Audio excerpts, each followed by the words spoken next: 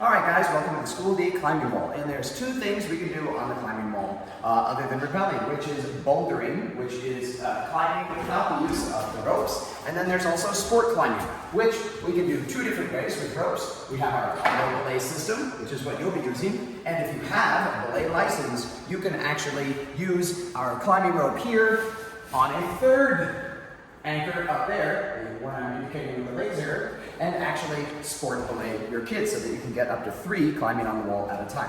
Otherwise, you're limited to 2, and depending on the size of the students, if you're bouldering, you might be able to have 2 students, one here, but if they're rather small, you could have one on the left, one in the middle, one on the right, okay? So first, let's talk about bouldering. The most basic and easy climbing that you can just kind of walk in and do. Now, for bouldering, you either need to do 2 things. 1, the students need to be wearing socks, or 2, the students need to be wearing their shoes. But one thing that is super important about wearing the shoes is you need to make sure the bottoms of your shoes are relatively clean. See, I do have a little bit of the yuck going on there. Whatever you have going on in your shoes will transfer onto our walls, and we don't want that. So make sure that the shoes are clean if you're using them. And if you're going to climb all the way to the top using the auto belay system, I do actually recommend you wear shoes. 1, because feet will get tired fast, and 2, there's the chance that kids can hurt themselves on the concrete barriers that they have to climb over with just their toes. Now, one of the things is do not let your kids climb on this barefoot. All skin has a lot of oils on it, and that will really degrade the quality and look of our wall over time. It'll also eventually start making the climbing holds very grimy feeling. So socks or shoes, make sure that the shoes are clean. Okay, so let's talk about the general safety procedure with bouldering. So first, you bring in your class right here to School D, right? You line them up, and you should make sure that they understand we're not sitting on the pads and laying on the pads such that someone is climbing and then they jump down, they could jump directly on the person who's laying on the pads, resulting in a terrible accident. No, you want kids to line up off the pads over here. If there's a teacher on the pad, great. That's the only exception. Now, you as a teacher, when your kids are climbing, you have a responsibility that you want to make sure if they fall, they get as little damage as possible. So in some cases, you might be there to spot your kids, which is when you take your hands either on the lower back or upper hips here, just to make sure that if they suddenly fall off, as opposed to jumping off on purpose, that you kind of push them back towards the wall so that they don't fall directly down on either their head, their neck, or at a really awkward angle, resulting in injury, okay? Now, if we are bouldering, the maximum height is kind of up to you to a point. If you have very small CC1 kids, here is a great place to stop, okay? Just as this starts to curve up, okay, just let them stop because they're much shorter, and from this point, they're essentially jumping down 3 times their height. However, if you have bigger kids, okay, you can bring them all the way up to about here. But under no circumstances, when you are bouldering, no circumstances, are you allowed to climb up past this barrier here. No, never, not okay. Some of your older kids will ask, oh, can I climb up to here and go to the 2nd floor? No, absolutely not. Absolutely no.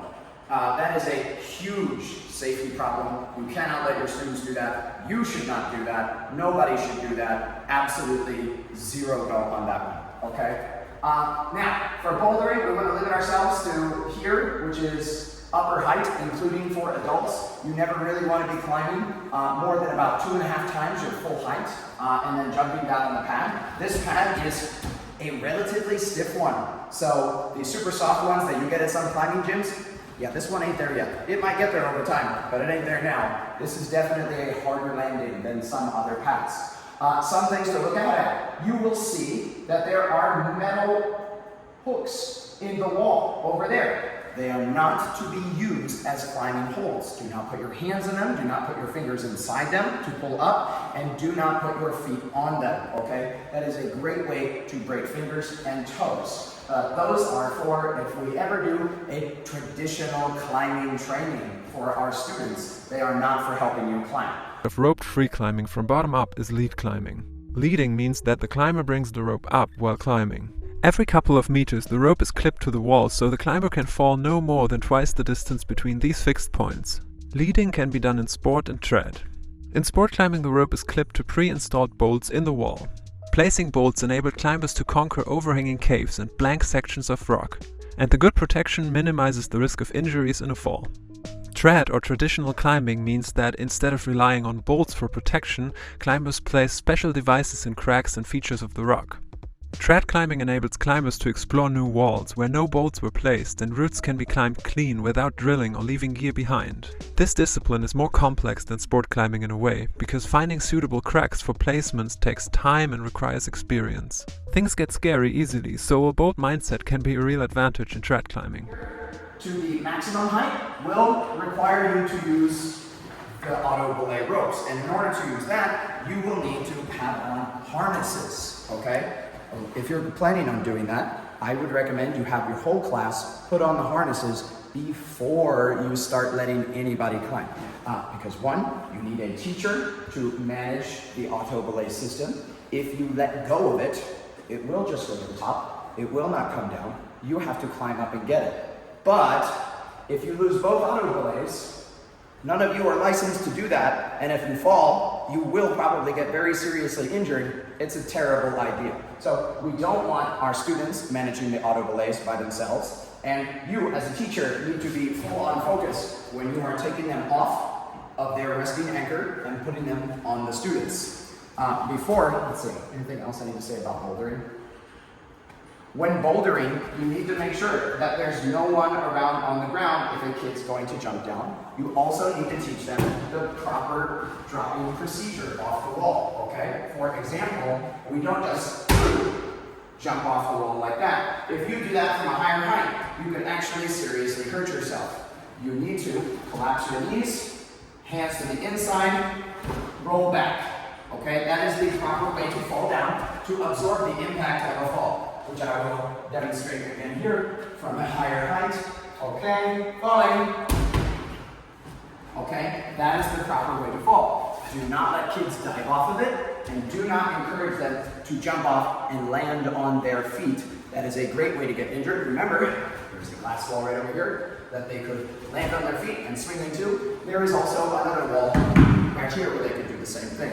Additionally, you want to make sure that they do not try and grab the ropes and then catch the anchor on their body on the way down. You want them to be jumping into the middle of the path, which means you need other kids to be away.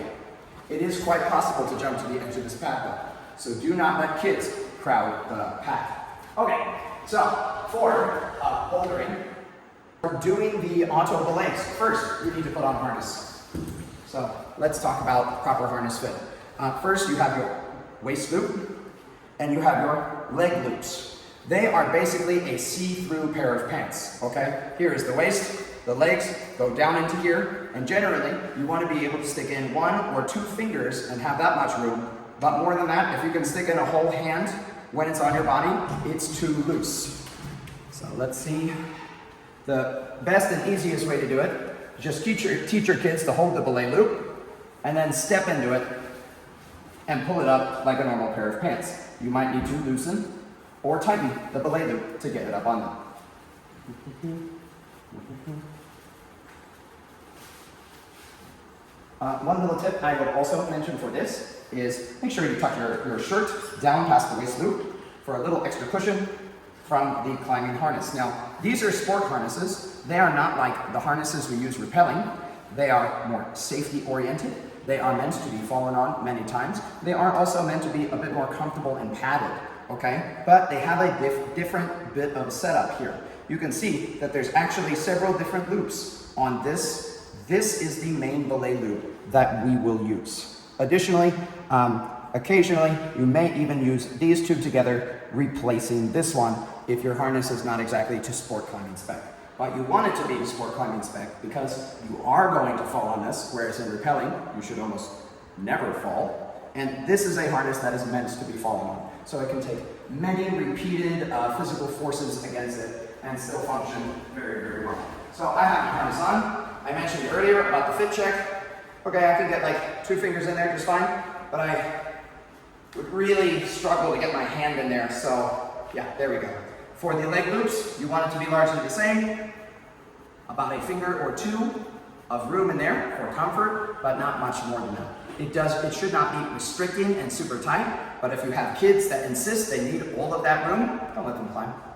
Okay, they need to follow the rules, or just tell them to sit it out, okay? Comfort is not really up to the user. It is security is the requirement of our safety rules, of course, okay? It's way more important that you don't let someone get hurt than it is that they have the best time possible. So a little discomfort is just part of it. Okay, now, when you have your harness all ready to go, your kids are ready to go, they're all lined up, I would recommend you use a TTP or an ITP to cue them up there, and you are doing the auto belay yourself. So, first, auto belay is always a two-handed procedure, and these are a special kind of carabiner. This is called a tri-lock, which means you have to move it in 3 separate directions in sequence in order for it to open. The first direction is down, the second direction is twist, and then the third direction is in. Okay? Then make sure that you always have your hand right here, not just on the carabiner, because if it snaps shut on you, you might let it go by accident. It also swivels freely, so just because you have it in one direction doesn't mean it will end up in that direction. Make sure you always use 2 hands so that you do not accidentally let go of this and then lose it all the way up on our ceiling, necessitating someone to come and fix it for you. This goes on the main belay loop in your harness, okay? Then you want to make sure that the tri-lock carabiner closes completely. You don't really have to manage this, but you do have to check it and make sure by wiggling this here that it is actually closed.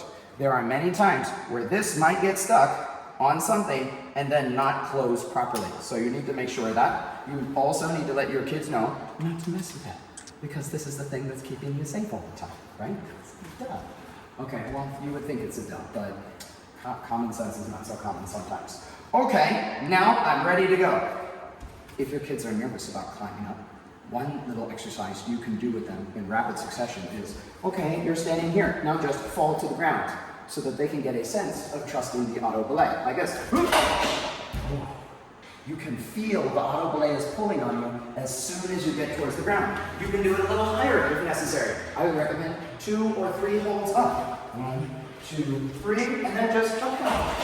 Okay, yeah. And at that point, you will feel the auto belay gently letting you back down onto the climbing path.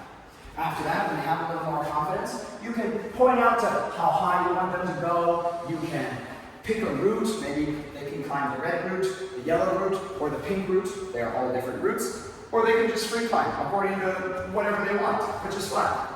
Okay, so climb up the wall.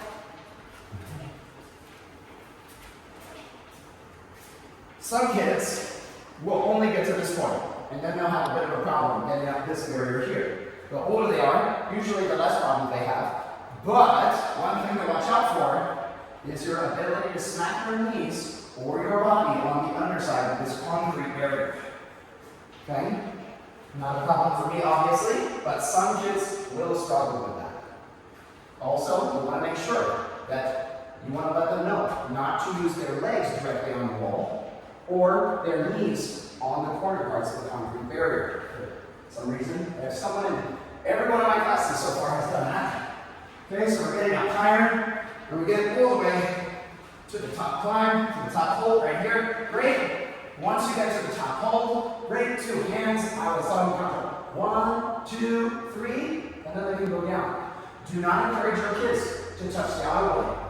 They also should not touch the anchor. Okay, this is the highest point, and then repelling back down. And it's just as simple as that. Teacher returns, grab the blue part of the auto belay, secure it, unlock the tri-lock carabiner, take it off, either put it on the next kid who's right next to them, or return it to the anchor in the wall. There's of course one for this right over here as well. I would really recommend, if you do this activity, bring a laser with you, okay? You can have kids play games together by pointing out, who can touch that one first? Who can touch this pink one first? Who can get to the left first? Okay? That adds a really fun interactive element, and that helps you to be better able to communicate directly with your kids, even though they're kind of far away from you and in a different perspective. You could also put vocabulary words on the wall, okay? 20 vowels.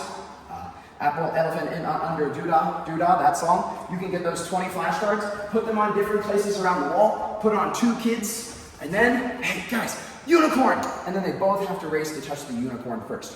One thing about the flashcards though, is if you're competing, then try to make sure the flashcards are kind of in the center area.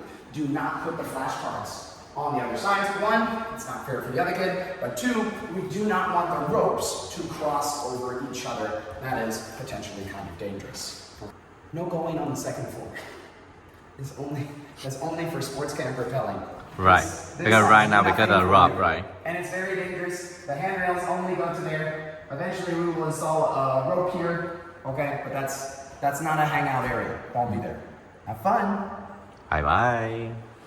Another side note is if you're climbing the wall and some of the holds happen to move on you, we have a hold tightening tool, a 6mm Allen key, right here in the climbing bag. Now, in the climbing bag, there's a bunch of different equipment, harnesses, equipment, grease, these kinds of things. You don't need to mess with any of this stuff if you don't have a license. And please do not pull out the rope either, because it's 40 meters and it takes forever to put back.